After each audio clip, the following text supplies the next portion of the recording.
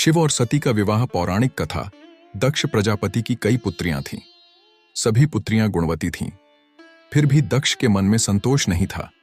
वे चाहते थे उनके घर में एक ऐसी पुत्री का जन्म हो जो सर्व शक्ति संपन्न हो एवं सर्व विजयिनी हो, जिसके कारण दक्ष एक ऐसी ही पुत्री के लिए तप करने लगे। तप करते करते अधिक दिन बीत गए तो भगवती दुर्गा ने प्रकट होकर कहा, मैं तुम्हारे तप से प्रसन्न हूं। तुम किस कारणवश तप कर रहे हो?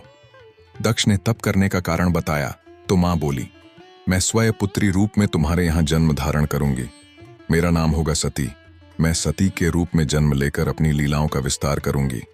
फलतः भगवती दुर्गा ने सती रूप में दक्ष के यहां जन्म लिया। सती दक्ष की सभी पुत्रियों में सबसे अलौकिक थीं। सती ने बाल्य अवस्था में ही कई ऐसे अलौकिक आश्चर्यचकित करने वाले कार्य कर दिखाए थे, जिन्हें देखकर स्वयं दक्ष को भी विस्मयता होती रहती थी। जब सती विवाह योग्य हो गई तो दक्ष को उनके लिए वर की चिंता होने लगी। उन्होंने ब्रह्मा जी से इस विषय में परामर्श किया। ब्रह्मा जी ने कहा, सती दुर्गा का अवतार है। दुर्गा आदि शक्ति और शिव आदि पुरुष हैं, अतः सती के विवाह के लिए शिव ही योग्य और उचित वर हैं। दक्ष ने ब्रह्मा जी की बात मानकर सती का विवाह भगवान शिव के साथ कर दिया। सती कैलाश में जाकर भगवान शिव के साथ रहने लगी। भगवान शिव दक्ष के दामाद थे, किंतु एक ऐसी घटना घटित हो गई जिसके कारण दक्ष के हृदय में भगवान शिव के प्रति बैर और विरोध भाव पैदा हो गया। एक बार देवलोक में ब्रह्मा ने धर्म के निरूपण के लिए एक सभा का आयोजन किया था। सभी बड़े बड़े देवता सभा में एकत्र हो गए थे।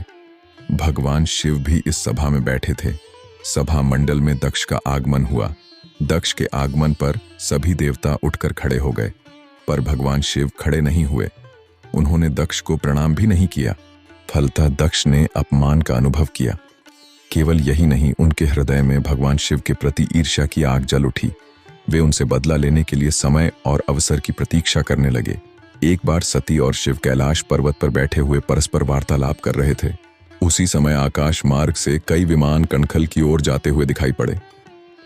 सती ने उन विमानों को देखकर भगवान शिव से पूछा, प्रभो, ये सभी विमान किसके हैं और कहां जा रहे हैं? भगवान शकंद्र ने उत्तर दिया, आपके पिता ने बहुत बड़े यज्ञ का आयोजन किया है। समस्त देवता और देवांगनाएं इन विमानों में बैठकर उसी यज्ञ में सम्मिलित होने के लिए जा रहे हैं। इस पर सती ने दूसरा प्रश्न किया, क्या मेरे पिता ने आपको यज्ञ में सम्मिलित होने के लिए नहीं बुलाया? भगवान शंकर ने उत्तर दिया, आपके पिता मुझसे बैर रखते हैं, फिर वे मुझे क्यों बुलाने लगे? सती मन ही मन सोचने लगी, फिर बोली, यज्ञ के इस अवसर पर अवश्य मेरी सभी बहनें आएंगी।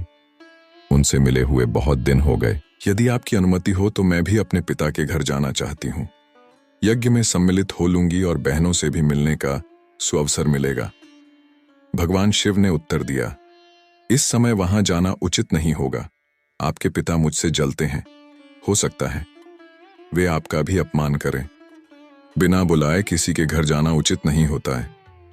इस पर सती ने प्रश्न किया, ऐसा क्यों?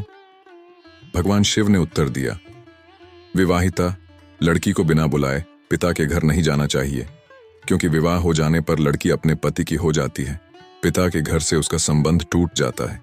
लेकिन सती पीहर जाने के लिए हठ करती रहीं, अपनी बात बार बार दोहराती रहीं। उनकी इच्छा देखकर भगवान शिव ने पीहर जाने की अनुमति दे दी। उनके साथ अपना एक गण भी साथ में भेज दिया। उस गण का नाम वीरभद्र था। सती वीरभद्र के साथ अपने पिता के घर गईं। घर में सती से किसी ने भी प्रेम पूर्वक वार्तालाप नहीं किया। दक्ष ने उन्हें देखकर कहा, तुम क्या यहां मेरा अपमान कराने आई हो? अपनी बहनों को तो देखो, वे किस प्रकार भांति भांति के अलंकारों और सुंदर वस्त्रों से सुसज्जित हैं। तुम्हारे शरीर पर मात्र बाघंबर हैं। तुम्हारा पति श्मशानवासी और भूतों का नायक है। वह तुम्हें बाघंबर छोड़कर और पहना ही क्या सकता है? दक्ष के कथन से सती के हृदय में पश्चाताप का सागर उमड़ पड़ा। वे सोचने लगीं, उन्होंने यहां आकर अच्छा नहीं किया। भगवान ठीक ही कह रहे थे, बिना बुलाए पिता के घर भी नहीं जाना चाहिए। पर अब क्या हो सकता है? अब तो आ ही गई हूं। पिता के कटु और अपमानजनक शब्द सुनकर भी सती मौन रहीं। वे उस यज्ञ मंडल में गईं जहां सभी देवता और आर ऋषि मुनि बैठे थे, तथा यज्ञ कुंड में धू धू करती जलती हुई अग्नि में आहुतियां डाली जा रही थीं। सती ने यज मंडप में सभी देवताओं के तो भाग देखे, किंतु भगवान शिव का भाग नहीं देखा। वे भगवान शिव का भाग न देखकर अपने पिता से बोली, पितृश्रेष्ठ, यज्ञ में तो सबके भाग दिखाई पड़ रहे हैं, किंतु कैलाशपति का भाग नहीं है। आपने उनका भाग क्यों नहीं रखा? दक्ष ने गर्व से उत्तर दिया, मैं तुम्हारे पति शिव को देवता नहीं समझता। वह तो भूतों का स्वामी, नग्न रहने वाला और हड्डियों की माला धारण करने वाला है। वह देवताओं की पंक्ति में बैठने योग्य नहीं है।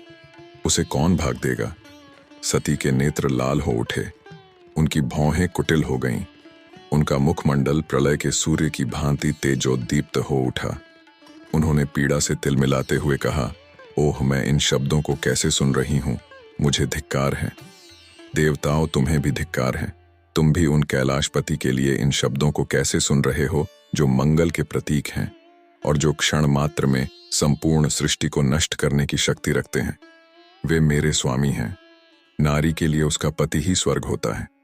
जो नारी अपने पति के लिए अपमानजनक शब्दों को सुनती है, उसे नरक में जाना पड़ता है। पृथ्वी सुनो, आकाश सुनो और देवताओं, तुम भी सुनो, मेरे पिता ने मेरे स्वामी का अपमान किया है। मैं अब एक क्षण भी जीवित रहना नहीं चाहती। सती अपने कथन को समाप्त करती हुई यज्ञ के कुंड में कूद पड़ी। जलती हुई आहुतियों के साथ उनका शरीर भी जलने लगा। यज्ञ मंडप में खलबली पैदा हो गई, हाहाकार मच गया। देवता उठकर खड़े हो गए। वीरभद्र क्रोध से कांप उठे। वे उछल उछल कर यज्ञ का विध्वंस करने लगे। यज्ञ मंडप में भगदड़ मच गई। देवता और ऋषि मुनि भाग खड़े हुए। वीरभद्र ने देखते ही देखते दक्ष का मस्तक काटकर फेंक दिया। यह समाचार भगवान शिव के कानों में भी पड़ा। वे प्रचंड आंधी की भांति कनखल जा पहुंचे। सती के जले हुए शरीर को देखकर भगवान शिव ने अपने आप को भूल गए। सती के प्रेम और उनकी भक्ति ने शंकर के मन को व्याकुल कर दिया। उन शंकर के मन को व्याकुल कर दिया जिन्होंने काम पर भी विजय प्राप्त की थी और जो सारी सृष्टि को नष्ट करने की क्षमता रखते थे। वे सती के प्रेम में खो गए, बेसुध हो गए।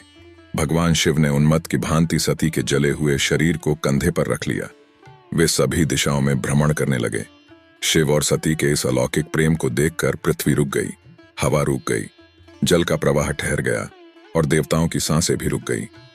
सृष्टि व्याकुल हो उठी। सृष्टि के प्राणी पुकारने लगे, रक्षा करे, रक्षा करे। भयानक संकट उपस्थित देखकर सृष्टि के पालक भगवान विष्णु आगे बढ़े। वे भगवान शिव की बेसुधी में अपने चक्र से सती के एक एक अंग को काट काट कर गिराने लगे। धरती पर 51 स्थानों में सती के अंग कट कट कर गिरे। जब सती के सारे अंग कट कर गिर गए तो भगवान शिव पुनः अपने आप में आए। जब वे अपने आप में आए तो पुनः सृष्टि के सारे कार्य चलने लगे। धरती पर जिन 51 स्थानों में सती के अंग कट कट कर गिरे थे, वे ही स्थान आज शक्ति के पीठ स्थान माने जाते हैं। आज भी उन स्थानों में सती का पूजन होता है, उपासना होती है। ज्ञान से भरी ऐसी ही और भी धार्मिक कहानियों को पढ़ने के लिए हमारे चैनल को सब्सक्राइब कर लीजिए। ऐसी पौराणिक कथाएं आपको कहीं नहीं मिलेंगी। जय सिया राम जी। धन्यवाद।